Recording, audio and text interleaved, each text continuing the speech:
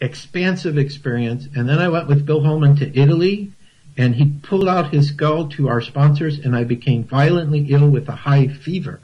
So the next time I saw the skull, I had the reverse thing. I barely made it through the hour presentation that I had to give. I mean, I stayed in bed until the last minute. And I, again, being in Aries, I'm saying, look, they paid for me to come. I'm going to do 100% and give everything I have to do the presentation. But my head hit the table as soon as I finished. Of course, the Mitchell Hedges skull was on the table in front of me too, so there wasn't much I could do about it. But it was reversed, and I had to stay in Italy for an extra 4 days. However, while I was recovering from this fever, I received the vision how to do the World Peace Meditations, which we did from January 1st of 2009 to January 1st of this year, 27 meditations. So that was the total experience. Right. That's amazing. Is there any type of scientific-based research, not to undercut any of these experiences at all, but, everyone knows I'm that science girl, kind of the geek of the group, and I like my numbers and my algorithms, and, that's me. But is there a scientific-based research that you've conducted to maybe better understand them or their effect upon people? Yes, I have. I'm the type of person that tries to go with the flow. And so as I'm traveling, different things come up.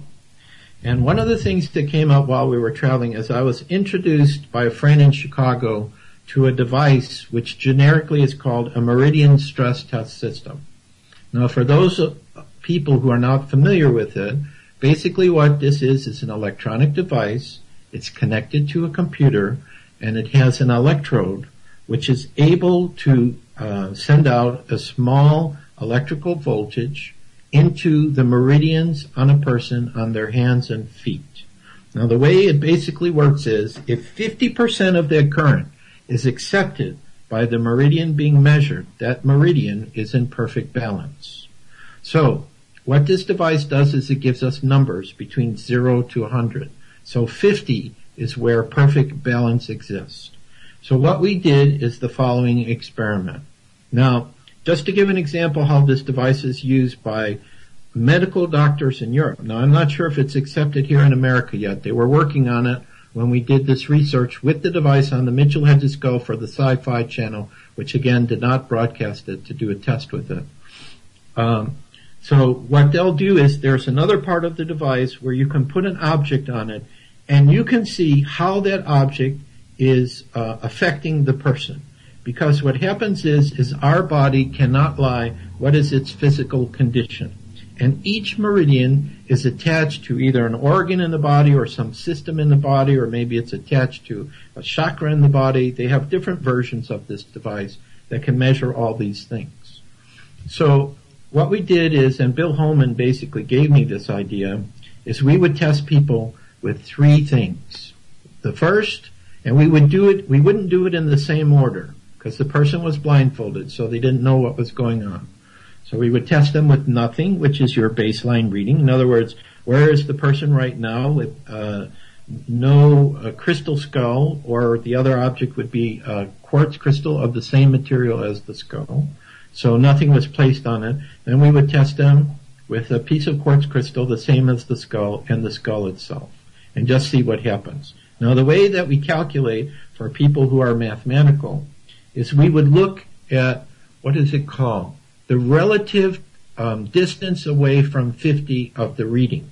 Because you see, if a reading goes over 50, what that's about is it's saying that there is a tension or a pressure inside of the body. And if it's under 50, then it's saying that there's an illness in the body. So, and then what they also say, if it's plus or minus 5, that's still considered to be kind of a balanced reading. So that means you get numbers. So we can see in the reading whether, how far away from that 50 is the reading. And we get a relative number. Is it 10 away, 15 away, 20 away? So we just compare the readings. We take the readings of the person baseline. We take the readings of the person with the quartz. We take the readings of the person with the skull. Now, the main skull that we worked with in most of this research, which was done here in the United States and also in Europe, was Portal de Luz, because he was the crystal skull I had the longest, who had traveled with me, been to all these places, seen other crystal skulls. He really was kind of a working skull that had a lot of energy. And in effect, what we were finding is that between 85 to 90% of all the readings when we introduced the crystal skull were either the same or better than in the baseline. So it meant when the crystal skull was introduced, there was an improvement energetically to that individual. Now, when we worked with the Sci-Fi Channel and worked with the Mitchell-Hedges skull, we had a problem.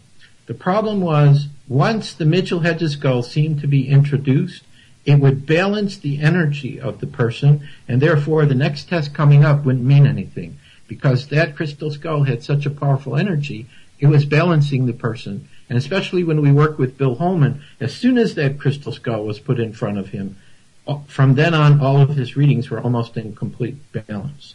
So this would be a way that we could compare how crystal skulls are affecting people, and then look to see, what areas were people being improved at. And one researcher told me, after working with Portal de Luz, that he seemed to focus on maybe 2 or 3 weak areas for each individual, and that's what he would help them. And then, of course, the next time a person would be tested, the results could be completely different. The most remarkable test is where we were testing 15 healers in Holland, and Portal de Luz was able to help 14 of them. In other words, when he was introduced, they were already pretty well in balance, but he improved it slightly. There was one person who didn't need the crystal skull at all. So that's one of the tests that we've done. That is awesome. This might be a good time to just take a little break, and then when we come back, we can discuss some of your theories about the origins of the very old skulls, and also talk about the connection with the UFOs and friggin' little aliens. Jamie? Thank you, guys, and we are back. I am Chase Kloetzke, and I'm here with Joshua Shapiro, and we're talking about the crystal skulls, and it's been amazing so far. And I did want to send out a holla to our very special guest that's listening in a special way from Australia, and I want to thank her for looking Joshua up on Inception Radio Network. Joshua, our next question, maybe we could start with, is maybe some of your theories about the origins of the very old crystal skulls, and how they're made, and and maybe after that we can get into the connections with UFOs and aliens. Sure. Okay, well, the first way I would see crystal skulls may have been made, and I'm just kind of watching this in my mind's eye, is I feel during the time of Atlantis they had very superior technology, that they were able, and we talk about this in our first book, Mystery of the Crystal Skulls Revealed. There was a channel by the name of Michael Kent, and very controversial, but I think I have to side with kind of what he was describing, that they had a certain technology that they were able, either through the power of the mind, to change human bone into quartz crystal, which, according to a meeting I had with, I forgot his name. This was Marcel Vogel, that's right. Marcel Vogel was talking about that there seems to be some affinity in an energetic matter between the human bones and quartz crystal. Like, if a person is holding a piece of quartz crystal, it's interacting with their entire body, because, of course, we have bones in our complete body. So Michael Kent was talking about some techniques they had in Atlantis where, let's say, there was a person that was a very knowledgeable person, maybe was a high priest, was a very important person to Atlantis, that when they died they had some kind of a technology. He said maybe it came from the Pleiades, which would imply that there was some contact with extraterrestrials from another galaxy, where they were able to change the bones into quartz crystal, or possibly they just literally created it from the power of their mind. They just visualized it, and all of a sudden the crystal skull would appear. Now, one obvious technique that also may have been used in Atlantis could be the possibility of a laser. a laser connected to a computer that literally could cut right into a piece of quartz crystal in a very efficient and effective manner. Now, I don't know if a crystal skull was created that way, if it would have the kind of energy that we're seeing with the ancient ones. Not sure. Another thing that came up in the writing of our book, Mystery of the Crystal Skulls Revealed, which, by the way, for those listening, there are some copies left we have, but primarily it's out of print and will not be reprinted, could be a UFO connection. So I'm kind of moving in that direction already. And what I mean by that is a lot of times the indigenous people have these legends where they say the gifts from the gods were given to their ancestors.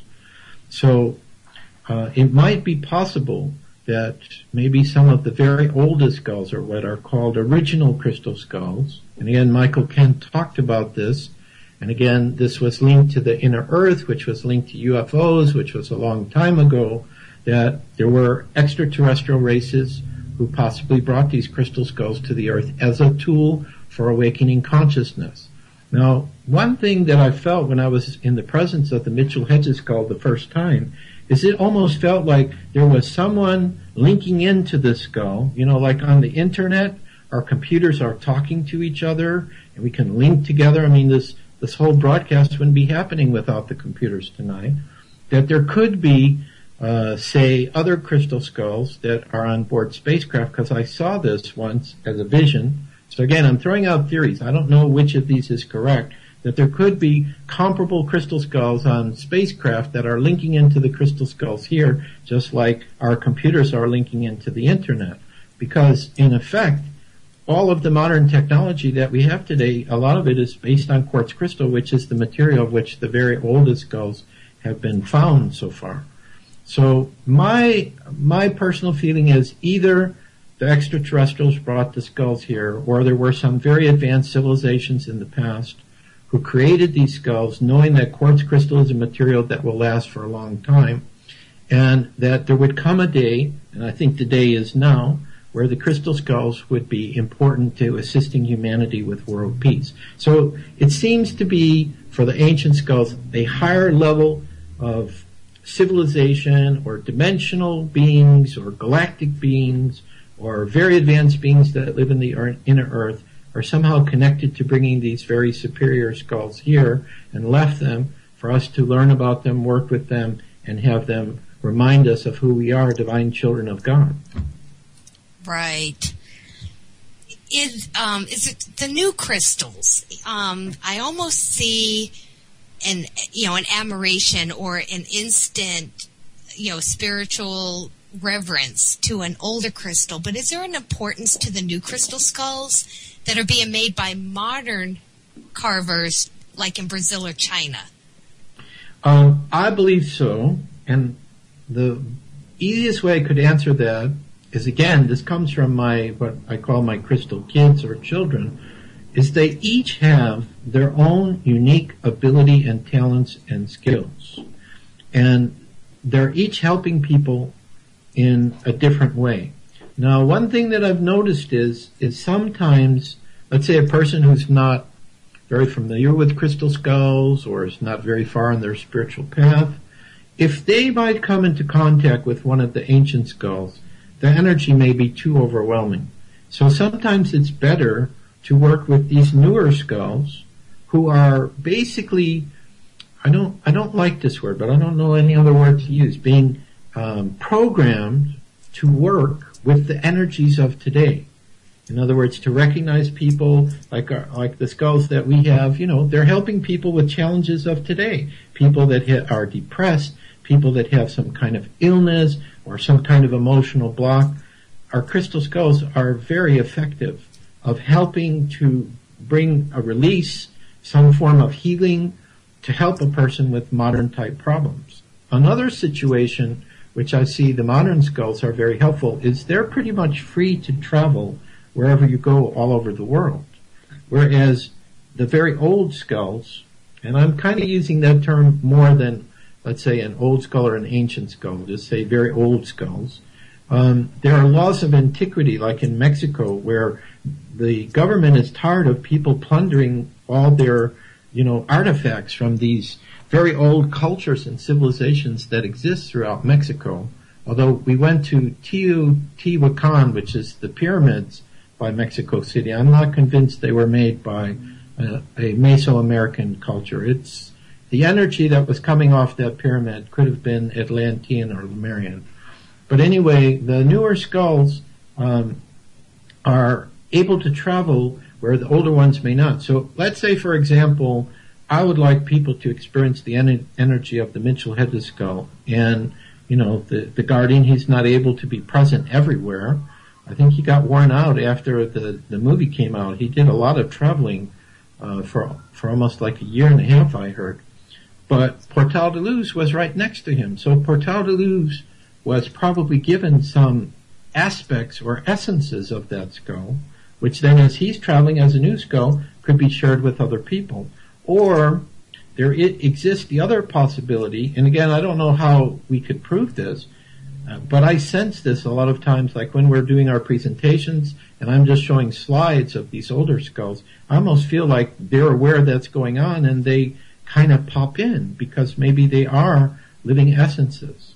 So we need all of the skulls, ancient, old, and new, to not only understand what they're about, but to help people, because we deal with people of every different level that you can imagine. And so there's a different crystal skull that's available to help that individual. So I think they're all important. And again, they always tell us, amongst them, if you can believe that there's an intelligence there, they don't see any difference. They just, when they can be together with their brothers and sisters, they're happy and they don't care if they're ancient, old, or new. Huh. Would it be a good idea for any person to have their own newly made skull? Well, I think because the image of a skull sometimes psychologically will bother a person because it reminds them of death, that it's not always appropriate for everyone. What I have found is, we've had our website, which has been online since 1995. A lot of people contact us through email, and as they tell their story, in many cases, a lot of them never had any interest in crystal skulls, and then all of a sudden they were drawn to it. So I think, like anything else, a person needs to have some affinity for it. So it's not necessarily going to be the best tool for every person. However, the only way to know is to have your own personal experience, which is the reason why we always have our private sessions. And we also, let people come up and see our skulls and so on so that they can get an idea of what the energy is. Because a lot of times you tell these kind of stories to people and they think, this is fantasy and science fiction. Joshua's just making it up to get some attention or whatever. But then they have their own personal experience and then they understand what we're talking about, that this isn't just happening to a few people. A lot of people are having these experiences. So it's a personal choice. But I will say one thing, though. If you do agree to become a Crystal Skull Guardian, be prepared. Your life will never be the same again. Interesting.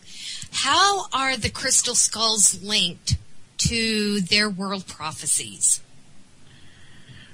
Well, there's one prophecy that some of the indigenous people have talked about. Mayans, I think, have talked about this.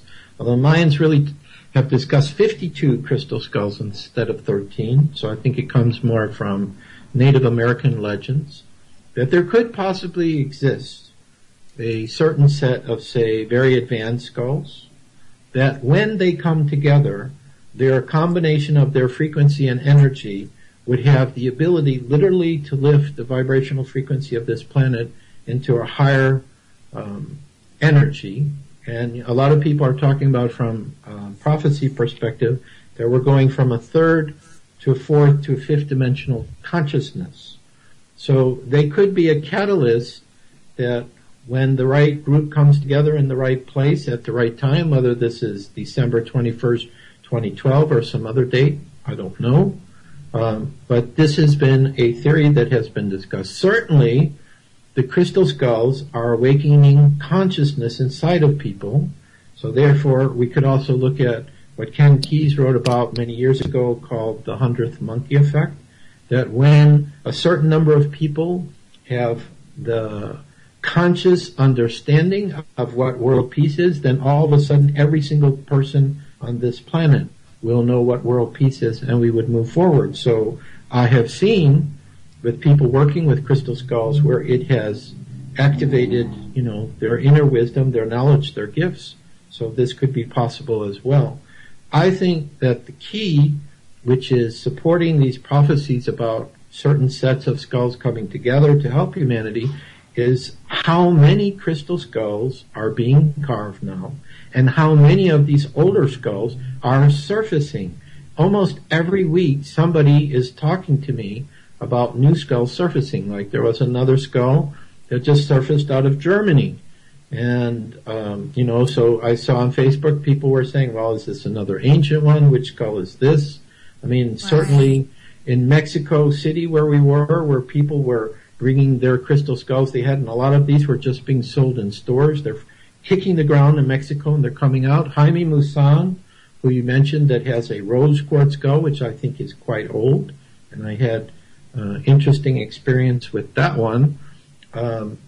They were making a building or something, and as they were digging into the ground, the skull rolled out and nobody understood the significance of it. So he was able to acquire it for not so much money. He actually said he had a modern skull, very nicely done by a Brazilian carver, human size, that he paid a lot more money for than this older skull, which he calls Rosie.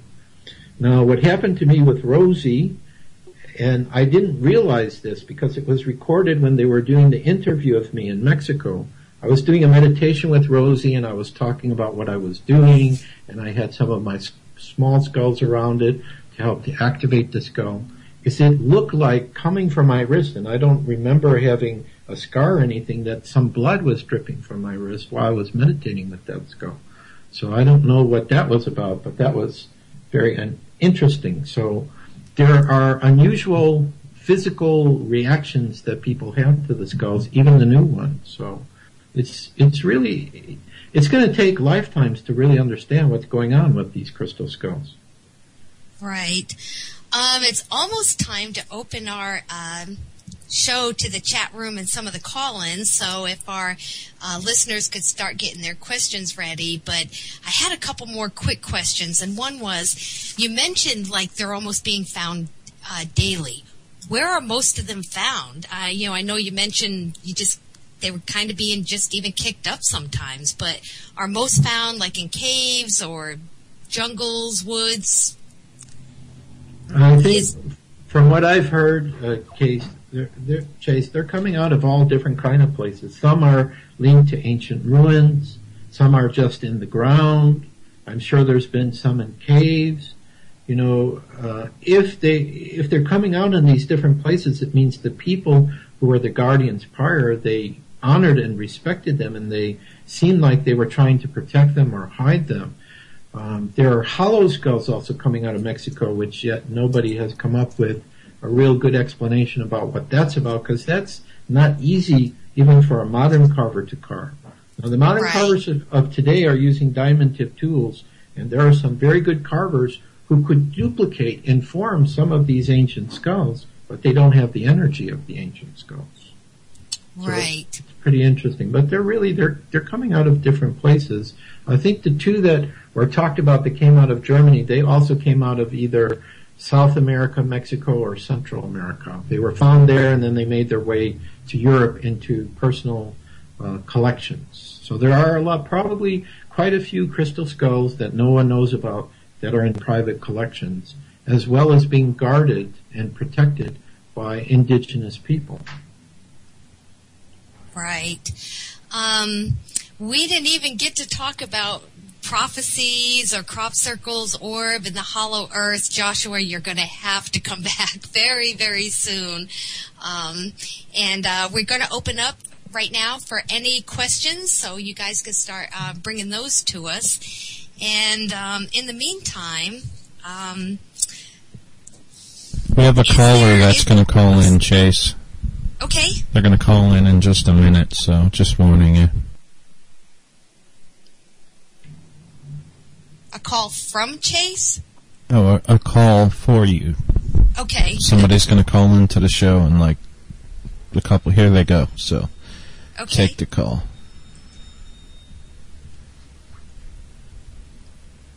All right, they're on. Okay. Hello. Hi, caller. Hi, this is Marilyn. Hi, Marilyn. You had a How question are for ya? I'm good. How about yourself? Good. I met Joshua back in 1996 at the Star Knowledge Conference in Wagner, South Dakota. And there was a lady there that had a crystal skull called E.T. Yoka Van was her name? Yoka Do you Van remember? Deeten. Yes, I'm still in touch with her. Oh, wonderful. She allowed me to hold that crystal skull. Mm-hmm. And as I was holding it and looking at it, this brilliant bright light flashed out of the forehead of the skull and hit me right in my forehead. And I could feel it downloading information to me. It was fabulous. So that was quite an experience. So I do understand your meditations and communication with the crystal skulls. And I have one from that came from Brazil. So Wonderful. I do. Yes, I do. So I'm just absolutely delighted to hear you talking about the crystal skulls. And I have your original book, believe it or not, from back when you wrote it in the 90s.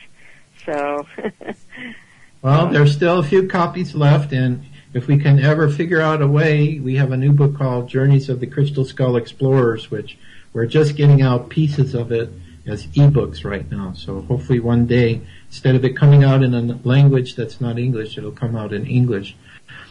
Speaking of the Star Knowledge Conference, we are going back to it. There's going to be another one on the 11/11/11 in Collinsville, Illinois, near Cahokia, which I think is a sacred area for the Native Americans. it So is. we will be back there, and that will be from the 10th of November to the 13th. A lot of elders are coming, so I have no idea what's going to happen. And I also am curious to see this new skull, which I'm not allowed to talk about yet, how it's going to be received. Oh, that's exciting to hear that. Well, I sure wish I could be there. I imagine there's going to be quite a few who will attend that were at the original Star Knowledge, and I wish them many blessings. So, and you too. Thank you. Thank you. Thanks, Marilyn. Nice to hear from you, Marilyn. Nice to hear you speaking again. Bye-bye. Thank you, Marilyn. Well, we like calls like that. She's an amazing woman, too. She has a lot of experience in investigations. I do know Marilyn very well, and she was very excited about this. And I love being colleagues and peers with her. I really look up to her. But we did have another question, and it's, are you expecting a spiritual shift? And if so, when will it happen? I think right now there is a spiritual shift that is going on. The information I've received, and again, I don't know how to prove this, it's somebody's talking with me. Maybe I have to also summarize another experience that might explain why I have this connection, is that the vibrational frequency of the earth has shifted far enough along that these invisible helpers that are around us, whether they're dimensional beings, extraterrestrial, in earth, they are going to start doing things and helping us in a more powerful way. So this is the reason why I say the shift is already going on. For myself, on a personal level, I'm no longer in the 9 to 5 world. I mean, Katrina and I are working with crystal skulls, and it's just amazing since 1983 how to continue to be able to do all of this